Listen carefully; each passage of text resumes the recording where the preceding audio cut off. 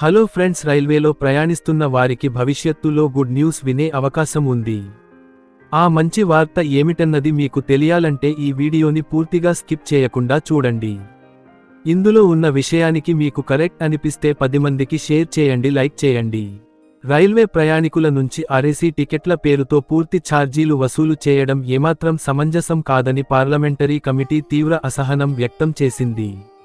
పూర్తి బెర్త్ సౌకర్యం లేనప్పుడు ప్రయాణికుల నుంచి ఫుల్ టికెట్ రేటు వసూలు చేయడం అన్యాయమని, అటువంటి వారికి టికెట్ మొత్తంలో కొంత భాగం తిరిగి రీఫండ్ చేయాలని కేంద్ర రైల్వే మంత్రిత్వ శాఖకు సిఫార్సు చేసింది.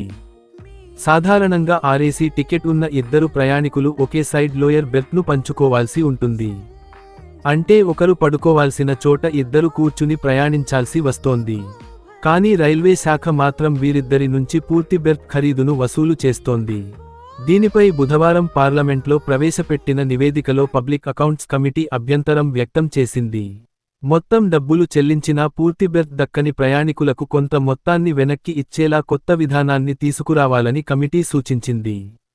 రైళ్ల వేగం విషయంలోనూ కేవలం ఆర్ఏసీ టికెట్లే కాదు, రైళ్ల వేగం విషయంలోనూ కమిటీ రైల్వే శాఖను తప్పుబట్టింది.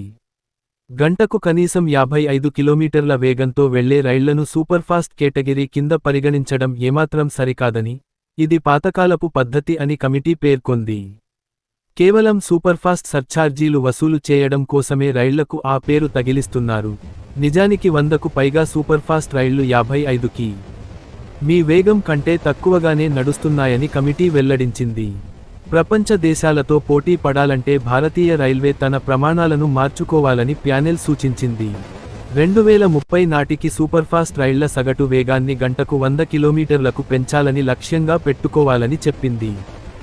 అలాగే కొత్త రైళ్లు ప్రవేశపెట్టడం వల్ల పాత రైళ్లు లేట్ కాకూడదని, ఉన్న రైళ్లను సరైన సమయానికి నడపడం పైనే రైల్వే దృష్టి పెట్టాలని కమిటీ స్పష్టం చేసింది.